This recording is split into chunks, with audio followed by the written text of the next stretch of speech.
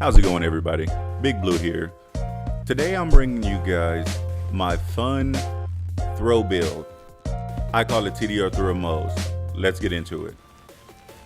So one of the major things you're going to notice right off the bat is that I am using a fish slap grenade, and this is not a melee build. The reason that I'm using a fish slap grenade, even though I'm going to be specializing in melee damage and grenade damage, is because of the gun that I'm using, the bangerang. With the bangerang, when you throw the gun, all projectiles are considered grenades, and the weapon itself is considered a grenade. Ways that you can increase the damage of this is by splash damage, weapon damage, area of effect damage, and grenade damage. So I have capitalized on all of those things as much as I thought I could in this build to make this build.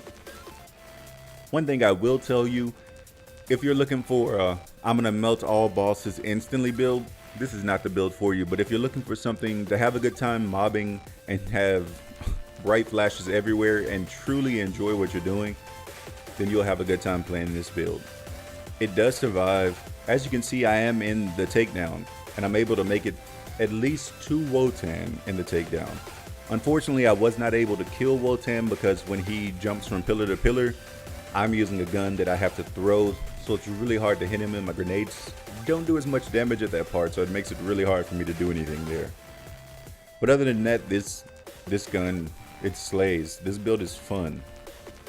Yes, it's not going to be your ultimate damage build that you guys are used to seeing from YouTubers, but this is a build where if you want to have fun with your friends and just chunk a lot of guns, you can do that. One of the main reasons that you're going to go down usually is going to be from your own splash damage or your grenades. When you throw grenades, they will sometimes bounce back to you and they do a lot of damage.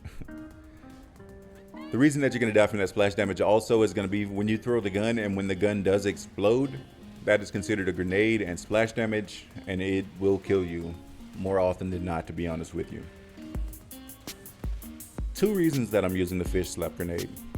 Reason 1, it's a melee grenade, and melee has been scaled to melee 10, to mayhem 10, which makes the damage so much higher. The second reason is I'm doing so much elemental damage that when I do throw my grenade after I've accumulated a little bit of extra elemental damage, I get crazy groundbreaker procs with this from my fish slap grenade, which really helped the damage overall. But again, it doesn't work on bosses that are flying or farther off. Yes, you can hit flying targets with this, but it's harder to hit those flying targets. If you've ever used a fish slap grenade, you know what I mean. One thing I'm interested in, how do you guys feel about arm race? So if you are subscribed to my channel, you've seen my post where I linked a game score. They had an article talking about the arms race where they were talking to Randy Pitchford. I'm really interested to see what this game mode is and what they're going to include in it. They said it's like a gun game like Call of Duty. If you guys remember, you get a gun, you kill somebody, it upgrades to another gun, and you keep increasing it from there until you get the final gun and get a kill. I wonder how they're going to incorporate that into Borderlands 3. They made sure to tell us that it is not a battle royale. I like battle royales, but I think that's a weird one for this game, is a battle royale. But I think it'd be a lot of fun, honestly.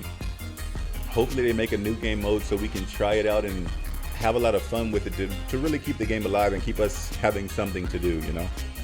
I think it'll be fun. Also, I want to talk about the Bloody Harvest. So the Bloody Harvest will be starting this Thursday. I was not playing Borderlands 3 last year around the Bloody Harvest time, but I hear it got some mixed reviews, we'll say. Some people loved it, most people loved it, but it lasted so long and it was annoying because you had skulls flying around constantly and you couldn't toggle it on and off like we could with the cartel event. With the cartel event, I loved the cartel event. It gave you all these extra enemies and all these extra things to do. But sometimes those enemies were overwhelming. They were just too much. Even on Athena, so you're trying to clear the first area and you end up fighting 20 to 30 extra enemies on top of the enemies that you already had to fight there. It was just annoying sometimes, so I could understand why people didn't like having skulls following them around all the time and it not being able to be toggled off. That's like having deaths follow you around constantly throughout the game, and I loathe those death orbs. They are really annoying. because usually you're concentrating on what you're killing and what you're doing, and boom, it hits you in the back and you die. So I understand why you guys hated that. Here I'm just showing you guys some footage of me on the bridge on the takedown, just so you can see that this build does hold up. One of the reasons I'm able to stay alive with this build is because of all the splash damage, grenade damage, and everything that I'm doing. When I throw that weapon, if those shots do hit an enemy, they increase my health, they give my health back, which helps keep me alive. That's why I'm constantly throwing my gun. Occasionally when I do find somebody that is a little tougher for me to kill, I'll throw a grenade, and that grenade with that groundbreaker that I was talking about earlier will usually kill that target too. But here you're also gonna see that I do have a harder time fighting the targets that are flying in the air. But everybody on the ground, they're not really a problem, to be honest with you. I just kind of throw a grenade and I throw my gun and I watch them explode. The guys in the air, the way that I eventually killed them, I threw grenades while they were coming towards me, and that's how I was able to kill them. I ran into the same problem with Wotan. I wasn't able to kill Wotan because when he jumped on those pillars, he's just so far away from me, and I can't do enough damage to get him to come back down. If I could, I would have beat him, but I couldn't. So if you do have a weapon that you suggest or you would use in this build differently, leave it in the comments so I can know what I could add to this build to make the Tediore Throw moze even better. And see, that's what I mean. I throw grenades to hit them at the perfect time to kill them. That's the only way I could come up with killing these guys. So I do have my clip of Wotan so you guys can see how it performs against him, but then you'll also see how I couldn't kill him when he was in the air. Don't judge me for that. I just wanted to be 100% transparent with this build. It's not the best build in the world. It's not the unkillable build or anything like that. You can definitely still die. It's a lot of fun to run around and just throw guns and just throw everything and kill everything. So as you can see, starting out, no problem. You also seen my health regenerate there from me throwing that gun and getting all that extra grenade and splash damage. Again, you will go down a lot with this build. A lot of splash damage is coming at you constantly, not just from the grenades, but your guns and enemies shooting you.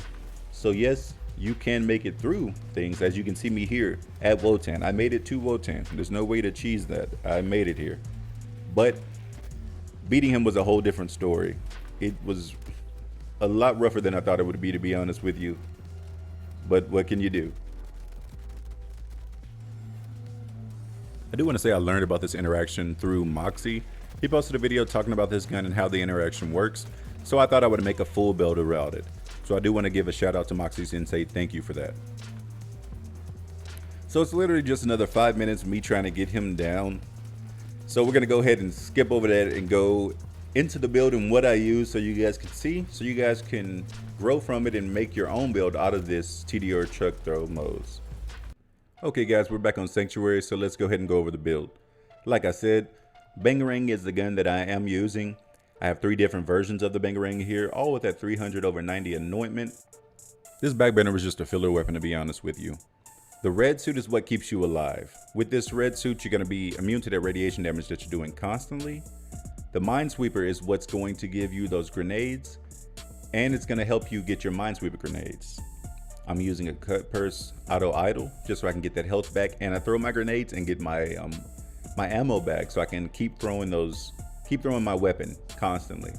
And again, I said I'm using that fish slap, using one with that grenade throw, increasing my weapon damage and everything else. The fish slap is a very weird fit here, but it works really well just to keep everything going the same way it needs to. In the Demolition Woman tree, 6 points in the fire and the skag den, 3 points in the mean and destruction.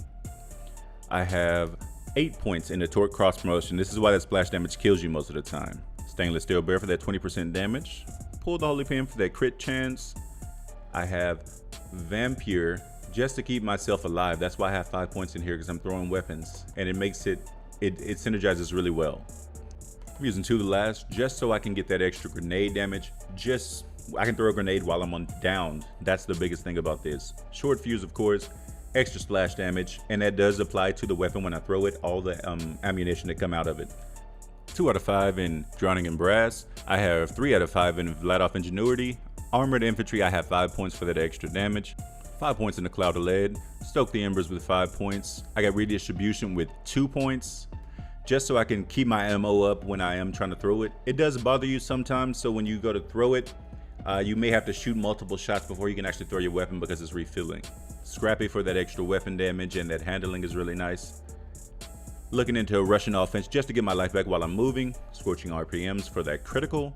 And I'm using the Iron Bank just so I have that magazine size. That is my full build. Here are my mayhem modifiers I used for this video, guys. I really hope you guys enjoyed it. Blue Crew, as always, stay medicated, stay elevated. To the next video, guys. Peace.